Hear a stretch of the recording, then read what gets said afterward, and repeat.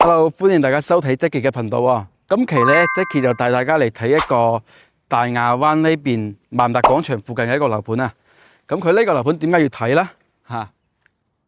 大家睇下我後邊呢個小區內部嘅一個環境喎，係嘛？睇下呢啲綠化做得非常之唔錯，環境非常之唔錯嘅，仲有雀仔叫添呢度。係啦，點解要睇咧？因為呢個樓盤嘅話咧，呢個環境啊比較適合，即係我哋考慮好多街坊考慮咧想喺內地長期居住或者係過嚟養老嘅人群咧，比較適合呢度啦。而且佢依家賣緊嘅係小高層啊嘛，總層高啊加埋2層樓嘅地下室，佢一共得19層樓，係啦。所以呢個係小高層就係一個優點。而且咧佢呢度嘅價格啊，即係好平，係6000零蚊一個方，6000零蚊一個單價啊嘛。佢首期嘅話咧，2000零蚊就首期得啦。如果我哋係考慮一個2房嘅情況下咧，咁你個月供係1600蚊到1800蚊啦。咁要具體要睇呢個邊個樓層比較朝向嘅。如果我哋係考慮呢個3房或者係4房嘅大戶型嘅情況下咧，咁我哋嘅按揭嘅月供咧，可能要去到2500到3200蚊啦。人仔嚇，係人仔嚟嘅，而且佢呢邊嘅戶型都係即係大戶型做得非常之唔錯，小戶型咧就比較常規嚇，比較常規。咁我就依家跟住鏡頭啦，今次鏡頭帶大家去睇下佢呢個戶型，即係啱唔啱各位嘅心水。咁戶型嘅話，即係示範單位啊，就係我身後呢度賣緊嘅都係呢度，可以睇到現樓嚇，可以睇到現樓嚟嘅。OK，咁而家就同大家去睇下佢呢個示範單位先。依家係想嚟睇呢個79方嘅示範單位。咁佢入門口嘅話咧，呢度係有一個房間，跟住房間嘅話咧係冇窗，但係佢有一個露台喺呢度。冇錯。跟住佢呢個戶型嘅餐客廳啊，佢係一樣咁闊嘅，係啊。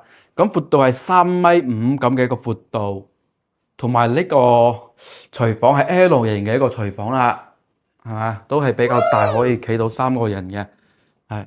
咁佢入邊呢個廁所同埋咧呢個房間比較常規，但係咧佢就係做得比較大，可以話佢係主人房啦，就比啱先入門口嗰個房間大啲嘅。可以睇到呢個陽台啦，咁呢個陽台嘅長度咧係3米，咁佢闊度咧係1.3米咁嘅。咁呢個陽台係望住我哋呢個小區內部花園咧。嗱，我睇到話呢個小區花園做得非常之唔錯嘅。我睇到哇，係啦。OK，咁我哋依家再過去睇一個3房嘅大戶型喎，115方嘅。而家過去睇下，依家睇嘅呢個係115方嘅3房單位嚇。嗱，呢個做115方做3房嘅話咧，係相對比較闊嘅。咁佢成個開間啊，哇塞，有成5米咁闊喎。跟住佢入門口呢度啊，呢個 L 型廚房啊，比較大嘅，同埋咧佢係有一個生活陽台，可以放洗衣機或者拖把、掃把啲嘢嘅。係啦，OK，咁我繼續睇下呢個主人房。咁佢呢個主人房喺呢度咧係做咗一個櫃啦。咁呢個係乾濕分離嘅衛生間。嗱，呢個位置可以擺得一個1.8米嘅床。呢度咧係衣櫃嚇，唔係牆體嚟嘅。佢示範單位係做咗衣櫃，咁後期我哋可以唔要衣櫃都得嘅。OK，咁呢個客廳都係非常之大嘅。咁佢呢邊咧係有2個休息區啦，同埋一個公共廁所啊。呢個係長輩房啦，長輩房都相對比較闊嘅喎，因為佢115方嘛。咁呢個兒童房咧一樣都係非常闊。佢呢度係嘛，長度比較長，而且咧一樣係有個飄窗係望到我哋花園嘅。係啦，OK，咁而家過去睇佢嘅一個124方嘅。佢仲有一個124方嘅戶型，就喺隔離，就喺呢度。OK，咁佢呢個124方咧，佢入門口嘅話咧，呢度係一個廁所，3段式嘅一個分離。嗱，呢個係南北通透雙陽台嘅嚇。嗱，2個陽台，一個主陽台。咁呢度咧係第二個陽台同埋餐廳、廚房嗱，廚房係個 U 型嘅。嗱，佢呢個係4+1房嘅，點解咧？因為呢度係嘛，呢度有一個細嘅房間，咁呢個房間可以改成我哋嘅雜物房，或者係做書房、藝術房啊，或者其他噼里呱啦咩房都可以改造嘅。係啦，呢個房間係相當於鎮上呢個小房間。